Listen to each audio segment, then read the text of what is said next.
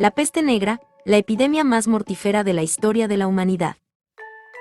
En 1348, una enfermedad terrible y desconocida se propagó por Europa, y en pocos años sembró la muerte y la destrucción por todo el continente. A mediados del siglo XIV, entre 1346 y 1347, estalló la mayor epidemia de peste de la historia de Europa, tan solo comparable con la que asoló el continente en tiempos del emperador Justiniano, siglos VI y VII. Desde entonces la peste negra se convirtió en una inseparable compañera de viaje de la población europea, hasta su último brote a principios del siglo XVIII. Sin embargo, el mal jamás se volvió a manifestar con la virulencia de 1346 a 1353, cuando impregnó la conciencia y la conducta de las gentes, lo que no es de extrañar. Por entonces había otras enfermedades endémicas que azotaban constantemente a la población, como la disentería, la gripe, el sarampión y la lepra, la más temida. La peste bubónica, según el autor árabe Aïd ibn al-Bardi, pudo tener origen en el país de la oscuridad, el Kanato de la Horda de Oro, en territorio del actual Uzbekistán. Desde los puertos a las zonas interiores, la terrible plaga procedente de Asia se extendió por toda Europa en poco tiempo, ayudada por las pésimas condiciones higiénicas, la mala alimentación y los elementales conocimientos médicos. Pero la peste tuvo un impacto pavoroso. Por un lado, era un huésped inesperado, desconocido y fatal, del cual se ignoraba tanto su origen como su terapia. Por otro lado, afectaba a todos, sin distinguir apenas entre pobres y ricos. Quizá por esto último, porque afectaba a los mendigos, pero no se detenía ante los reyes, tuvo tanto eco en las fuentes escritas, en las que encontramos descripciones tan exageradas como apocalípticas. Sobre el origen de las enfermedades contagiosas circulaban en la Edad Media explicaciones muy diversas. Algunas, heredadas de la medicina clásica griega, atribuían el mal a los miasmas, es decir, a la corrupción del aire provocada por la emanación de materia orgánica en descomposición, la cual se transmitía al cuerpo humano a través de la respiración o por contacto con la piel. Hubo quienes imaginaron que la peste podía tener un origen astrológico, ya fuese la conjunción de determinados planetas, los eclipses o bien el paso de cometas, o bien geológico, como producto de erupciones volcánicas y movimientos sísmicos que liberaban gases y efluvios tóxicos. Todos estos hechos se consideraban fenómenos sobrenaturales achacables a la cólera divina por los pecados de la humanidad. Si te está gustando este video, danos un me gusta y suscríbete, eso ayudaría mucho al canal. Únicamente en el siglo XIX se superó la idea de un origen sobrenatural de la peste.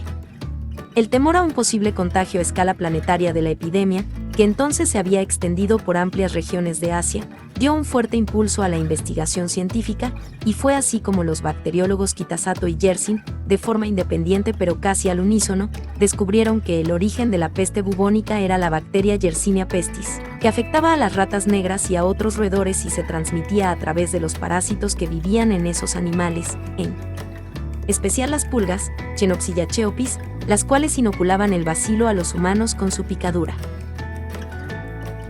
Se trataba, pues, de una zoonosis, es decir, de una enfermedad que pasa de los animales a los seres humanos. El contagio era fácil porque ratas y humanos estaban presentes en graneros, molinos y casas, lugares en donde se almacenaba o se transformaba el grano del que se alimentan estos roedores, circulaban por los mismos caminos y se trasladaban con los mismos medios, como los barcos.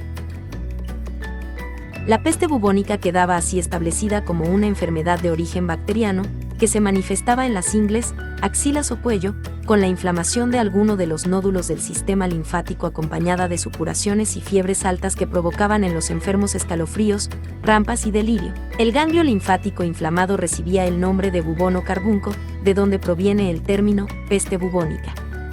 La bacteria causante rondaba los hogares durante un periodo de entre 16 y 23 días antes de que se manifestaran los primeros síntomas de la enfermedad. Transcurrían entre 3 y 5 días más hasta que se produjeran las primeras muertes, y tal vez una semana más hasta que la población no adquiría conciencia plena del problema en toda su dimensión. La forma de la enfermedad más corriente era la peste bubónica primaria, pero había otras variantes, la peste septicémica, en la cual el contagio pasaba a la sangre, lo que se manifestaba en forma de visibles manchas oscuras en la piel, de ahí el nombre de muerte negra, que recibió la epidemia, y la peste neumónica, que que afectaba el aparato respiratorio y provocaba una tos expectorante que podía dar lugar al contagio a través del aire. La peste septicémica y la neumónica no dejaban supervivientes. La peste negra de mediados del siglo XIV se extendió rápidamente por las regiones de la cuenca mediterránea y el resto de Europa en pocos años. El punto de partida se situó en la ciudad comercial de Cafá, actual Feodosia, en la península de Crimea, a orillas del Mar Negro. En 1346, Cafá estaba asediada por el ejército mongol, en cuyas filas se manifestó la enfermedad. Se dijo que fueron los mongoles quienes extendieron el contagio a los sitiados arrojando sus muertos mediante catapultas al interior de los muros, pero es más probable que la bacteria penetrara a través de ratas infectadas con las pulgas a cuestas. En todo caso, cuando tuvieron conocimiento de la epidemia, los mercaderes genoveses que mantenían allí una colonia comercial huyeron despavoridos, llevando consigo los bacilos hacia los puntos de destino, en Italia, desde donde se difundió por el resto del continente. Una de las grandes cuestiones que se plantean es la velocidad de propagación de la peste negra. Algunos historiadores proponen que la modalidad mayoritaria fue la peste neumónica o pulmonar, y que su transmisión a través del aire hizo que el contagio fuera muy rápido. Sin embargo, cuando se afectaban los pulmones y la sangre, la muerte se producía de forma segura y en un plazo de horas, de un día como máximo, y a menudo antes de que se desarrollara la tos expectorante, que era el vehículo de transmisión.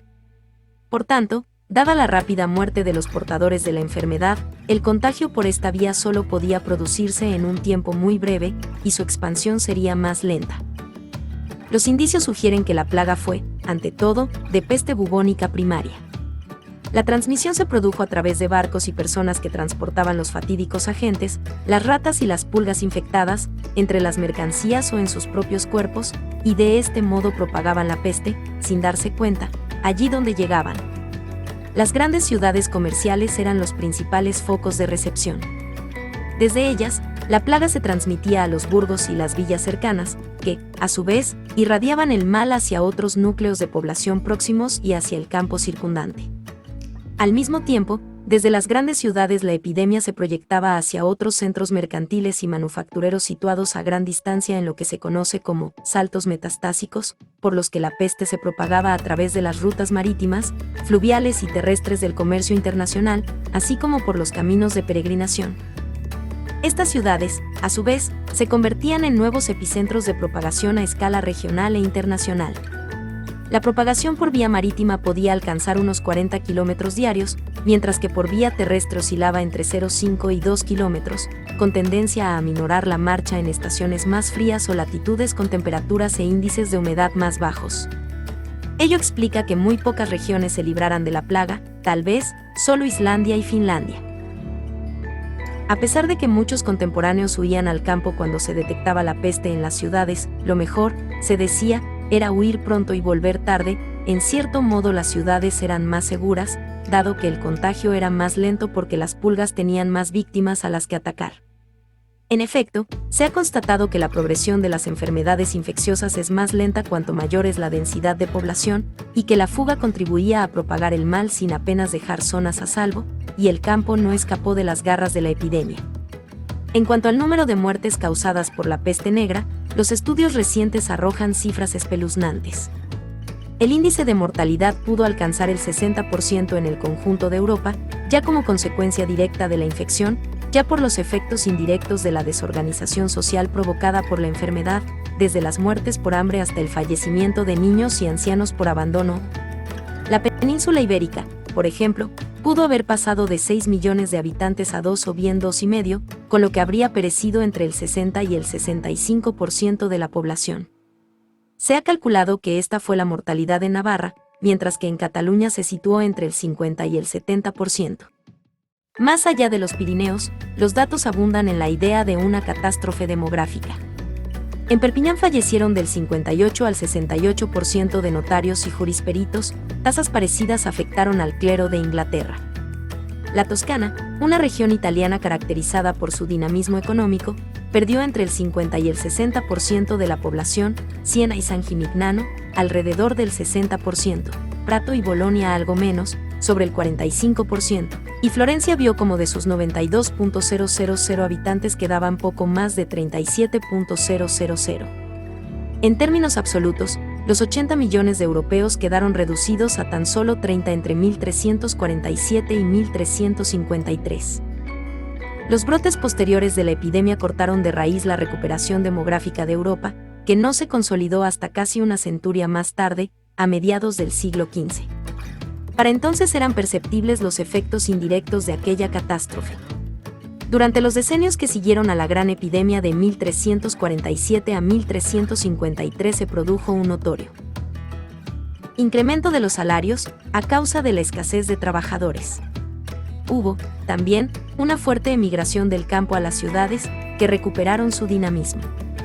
En el campo, un parte de los campesinos pobres pudieron acceder a tierras abandonadas, por lo que creció el número de campesinos con propiedades medianas, lo que dio un nuevo impulso a la economía rural. Así, algunos autores sostienen que la mortandad provocada por la peste pudo haber acelerado el arranque del Renacimiento y el inicio de la modernización de Europa. Gracias por ver este video, te esperamos en el próximo, hasta pronto.